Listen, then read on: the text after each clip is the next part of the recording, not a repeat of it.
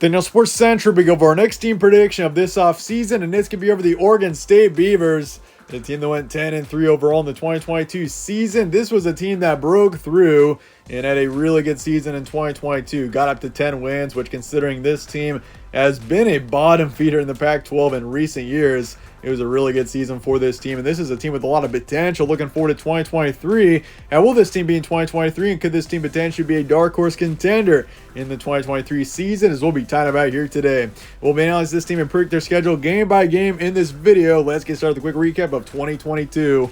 Once again, the record was 10-3, and this team got off to a 3-2 start. So, after the 3-2 start, heading into mid-October there, this team was definitely counted out a bit, just because with 2 losses in the Pac-12, obviously it's really tough to be a big contender after that. But this was a solid team down the stretch. They of course lost to USC by 3, got beat up by Utah, but the 3-point loss to USC, that was not a bad loss by any means. They had a really tough time offensively there, which, considering USC's defense was not very good last season, that was disappointing. But this defense only allowed 17 points to USC. You could have argued the Trojans had the best offense in the country last season, and Oregon State's defense came to play in that one.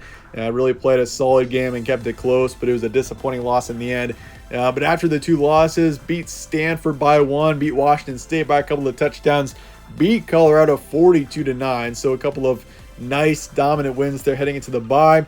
Lost to Washington on the road 24-21, a close loss there as well. But came back and really played well down the stretch. Beat Cal 38-10, beat Arizona State on the road 31-7, beat Oregon. This was a huge one here, 38-34. Of course, Oregon was they were in control of that game, and Oregon State stormed back into it, got the win 38-34. Excellent way to finish out the regular season. Then beat Florida 30-3 in the Las Vegas Bowl. Florida is a solid SEC team that definitely, I can't remember if they were favored heading into that matchup. It was close, and many were predicting Florida to win it. But, considering that, plus the rise that this team has had the past couple of seasons, the future is bright for Oregon State. And with that, let's take a look into 2023. Your roster preview heading into the season. Ben Goldbranson is coming back, who was the lead quarterback for this team last season. 1,400 yards, 9 touchdowns, 5 picks, and a 62% completion rate. So, this team kind of split time between him and Chance Nolan last year.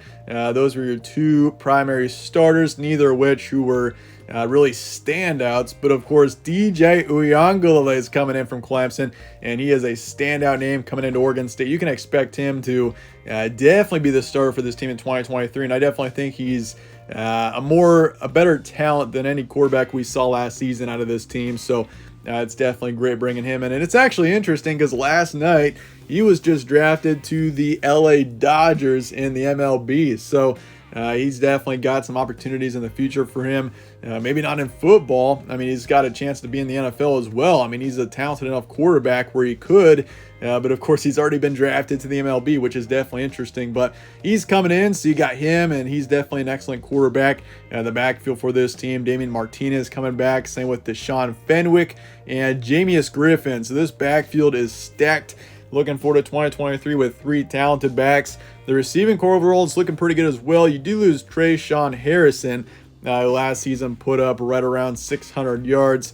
But you do return your 2nd and 3rd wideouts in Anthony Gould and then Silas Bolden. You also lose 1 on the O-line, 1 on the D-line, 3 linebackers, and then 4 in the secondary. So defensively, there's a few key losses for sure. That's probably one of my main concerns about this team is the defense. But, overall, this is a team with a lot of upside. I really like this offense in particular. This is an offense with tremendous potential. I do think it's got a pretty high ceiling, having a good quarterback in there now with Uiagalelei, and we'll see what he can do. He's definitely a quarterback that I've got a lot of optimism in. I think it's going to be good for him to get a new start too at Clemson. Obviously, he couldn't quite lead that team to the same level that they've been to in recent years of being a big national contender, but I think him getting a new start with Oregon State is really a good thing, and I'm looking forward to seeing what he can do. I mean, this backfield's got some really good experience. Even the receiving corps has got some good experience. So there's definitely a lot of potential with this offense. It's just defensively, can this team push through some of that inexperience? But can this team be a Pac-12 dark horse in 2023? I definitely think so. I mean, you consider your main four teams that are being talked about in the Pac-12 are Washington, Oregon, Utah, and USC especially. And you kind of got Oregon State and UCLA kind of in the background there. I do think Oregon State's a team that definitely can be underestimated for sure. I mean, this team hasn't been super loud. And even last season, considering their 2 losses fairly early on in the season, they were kind of written off. But this was still a really good team last season. You consider how they finished out the year.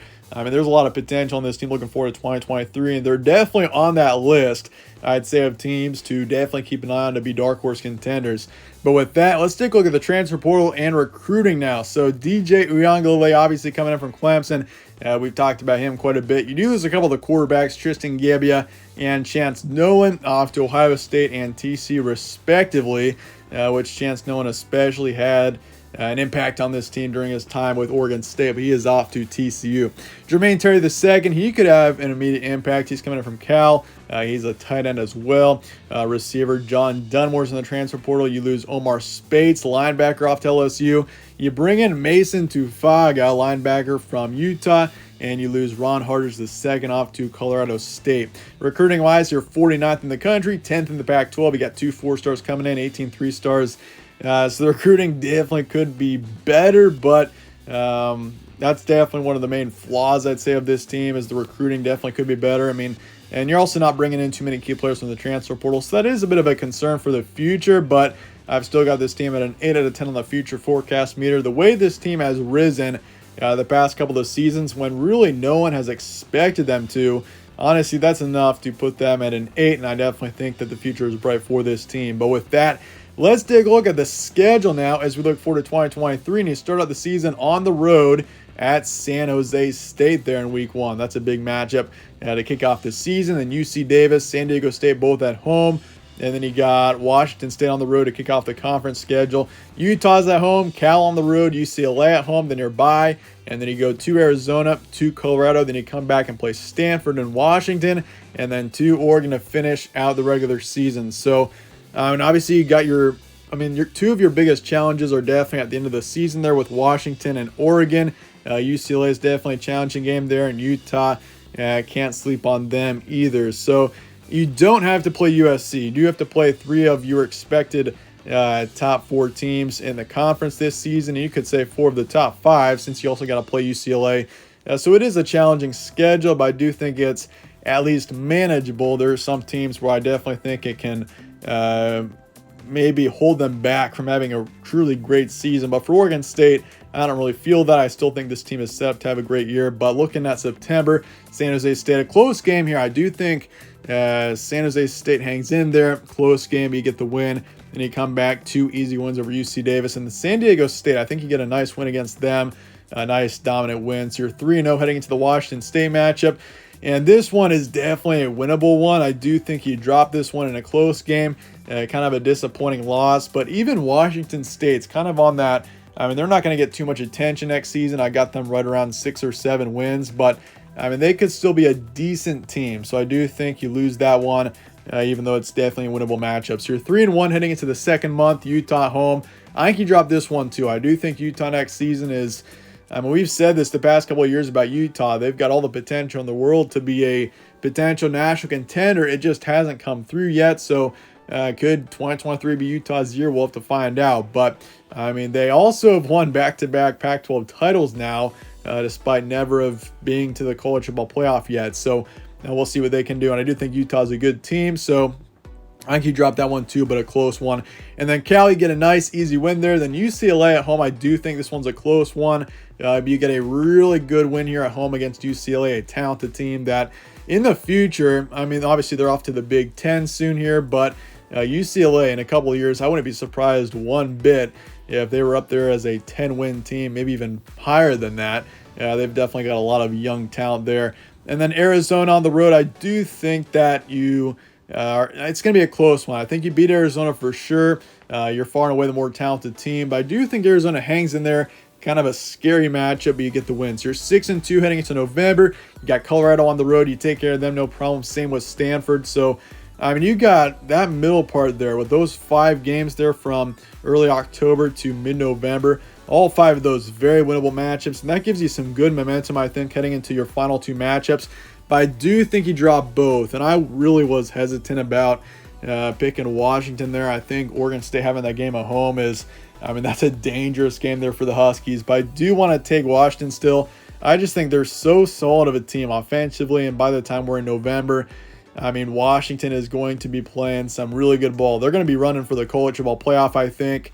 I mean, it's Washington and USC are my top 2 teams projected in the Pac-12. So I do think Washington is a really solid team there, and they do end up winning it. But definitely a close game there, and then Oregon on the road. I do think you lose to the Ducks. It's on the road this season, a challenging place to play. I do think that Oregon wins it, but definitely a close one. So I've got the record at 8-4 for Oregon State, but I mean, the floor isn't terribly low for this team. I got them at 6-6 for the floor. And then the ceiling, though, is really high. Once again, I've mentioned this, but this is a team with a lot of potential, I think. The upside is very high for this team. I've got the ceiling at 11-1. So, I mean, you also got to consider, I feel like every game is winnable on this schedule. This is a Oregon State team that definitely could get 10 or 11 wins. I just think a couple of close losses do hold this team back a bit. But this is still a team with a lot of talent, should not be underestimated, and we'll see what this team can do. And honestly, I wouldn't be surprised if my prediction's 8-4 for this team, but 9-10 wins, very much within reason for this team. But let me know your thoughts in the comments below on Oregon State, and I appreciate you guys all watching as always. Stay tuned for more from All Sports Central. Catch you on the next one.